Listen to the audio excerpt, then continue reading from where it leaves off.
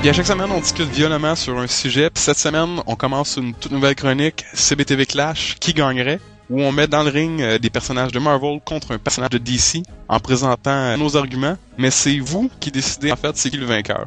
Phil vous défendra le camp de DC Comics, puis moi je vais défendre le camp de Marvel Comics. On a 8 combats à vous présenter de vos personnages favoris dans la chronique qui gagnerait. Puis aujourd'hui, on commence avec Iron Man contre Green Lantern. Là, c'est juste pas fair. En tout cas, on va présenter nos arguments. On a posé la question sur le web, puis tu vois que c'est pas très partagé, mais on va quand même y aller. Je vais commencer en fait pour vous donner une petite description de Tony Stark. Tony Stark est un billionnaire, inventeur, philanthrope, playboy, qui était devenu en fait connu plus globalement à travers le monde dans le film de 2008 avec Robert Downey Jr.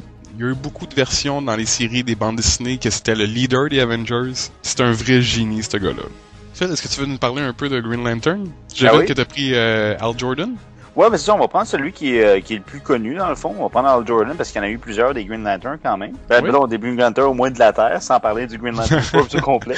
Ouais, il y en a comme au-dessus de 2000, Ben ouais, Hal Jordan, c'est un pilote d'avion. Avant d'avoir d'obtenir l'anneau, c'est un pilote d'avion. C'est quelqu'un de vraiment cocky. C'est quelqu'un qui se prend pour un autre. Speedy, c'est comme l'homme sans peur parce qu'il fait tellement des acrobaties qu'il pourrait se tuer à tous les fois, tu sais. Mais c'est juste parce qu'il est tellement sûr de lui qu'il fait pas mal ce qu'il veut, tu sais. C'est comme le gars fendant qui fait exprès pour faire chier tout le monde. C'est drôle parce que moi aussi je représente un gars fendant, Tony Stark. Puis écoute, il a raison d'être fendant là. C'est un des 5 personnages les plus brillants de tout l'univers Marvel. Exact. Il est incroyablement intelligent. Oui. Puis l'armure de Iron Man qui est chargée par une batterie qui est dans sa poitrine qui est faite dans une caverne, à quel point il est brillant. C'est une batterie qui est une source d'énergie verte puis renouvelable, fait qu'il n'y a pas besoin de se charger. Il y a des répulseurs après ses mains. Il y a Unibeam qui sort de son chest. Il peut faire des force fields, des boucliers d'énergie. Il y a tellement de pouvoirs puis de gadgets multiples. Puis il y a plusieurs armures aussi pour toutes les situations, fait qu'il peut s'adapter pas mal à tout. Phil, dans le fond, qu'est-ce que t'as à servir contre ça, toi? Ben, je veux dire, OK, Hal Jordan, on va se l'avouer, il est pas aussi intelligent que Tony Stark. En effet. Mais par exemple, il y a un anneau de pouvoir. Cet anneau-là, c'est le pouvoir ultime de l'univers dans DC. Ouais, l'arme la plus puissante de l'univers dans DC. Selon la volonté de la personne, puis Hal Jordan a déjà prouvé beaucoup de fois qu'il avait beaucoup de volonté. Il peut faire n'importe quelle construction avec son esprit. Il n'y a pas grand-chose que même Iron Man pourrait faire comme ça, même si son saut est fait fort, même s'il est brillant. C'est un weapon qui pourrait juste te coller dans le soleil d'une shot, là. Ben écoute, déjà que, comme je disais, il y a plusieurs armures de Iron Man, puis il y a déjà eu une armure qui était mixée avec la nanotechnologie. Fait qu'on s'entend que quand tu rajoutes la nanotechnologie là-dessus, c'est de l'adaptation, puis c'est de l'intelligence artificielle. Puis parlant d'intelligence artificielle, il est backé par Jarvis. Jarvis, il va l'avertir d'absolument tout, puis il va trouver des moyens, même jusqu'à 2 points en avant pour s'assurer qu'il gagne la victoire.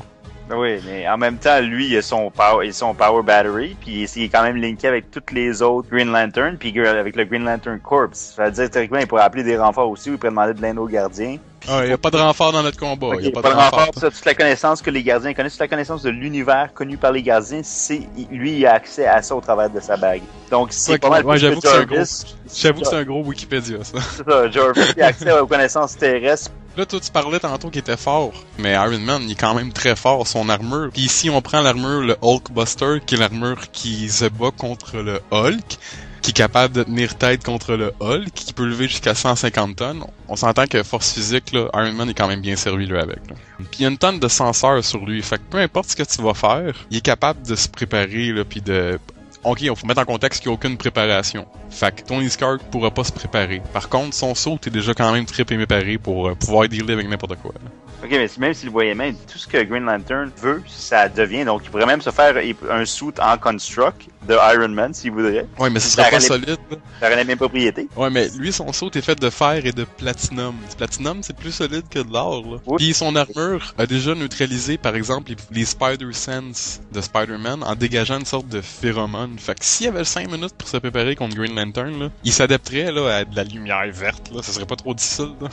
C'est juste, il amènerait juste une lumière jaune, puis voilà, Hal Jordan a perdu tous ses pouvoirs. Là. Non, mais c'est parce qu'il faudrait qu'il ait le temps de l'analyser pour savoir tout ça. Tout ça, c'est un pouvoir cosmique de l'univers. Il n'y a aucune référence là-dessus à Iron Man. Là. Je veux bien qu'il se prépare, mais il faudrait qu'il ait le temps d'analyser la bague. Là, on parle d'un combat, pas de préparation, qui s'attaque. Là. Il n'y a pas le temps de prendre sa bague comme en move de Batman puis de l'étudier. Là. Phil, c'est quoi ton gros gun, dans le fond? C'est quoi ton arme ultime ou ton argument ultime pour vaincre Iron Man? Pour vaincre Iron Man, ben, il y en aurait peut-être deux. On va dire la fois où il y a eu toutes les bagues. Donc, il était quand même toutes les bagues du Emotional Spectrum. Donc, il l'a rendu très très fort. Mais je pense la fois qu'il était... J'avoue que ça devient très puissant. Et honnêtement, il était plus fort quand il était possédé par le Spectre. Oh, ça j'avais pas pensé à ça, moi. Le Spectre étant comme la main de Dieu, si je me trompe pas. Oui, la main de Dieu, exactement. Oui, c'est la puissance, ça. Oui, donc tu pourrais être jugé très rapidement, Monsieur Stark. Mais écoute, moi je dois te dire que Monsieur Stark, Iron Man, moi ma carte puissante, mon ultime argument, c'est que Stark, par quelques brefs moments, a eu le power cosmique. Le power cosmique, dans Marvel, c'est le pouvoir sans limite. C'est le pouvoir, dans le fond, que tu peux faire absolument tout ce que tu veux. La preuve, on a eu Silver Surfer, qui est pratiquement fait à base de power cosmique. Galactus, également, qui contrôle le power cosmique. Si t'as le power cosmique, y a rien qui peut t'arrêter, man. Même pas Dieu. Hein. C'est encore drôle, honnêtement, parce que le power cosmique il arrive de où, tu sais, tu le sais pas. Galactus, Dieu se torche peut-être avec le power cosmique, là, tu le sais pas. S'il réussit à avoir le power cosmique assez longtemps, là, on parle d'une bataille sans préparation de Green Lantern contre Iron Man. Ah, mais entre toi et moi, là, faudrait vraiment qu'Hal Jordan y ait le spec sur son speed dial.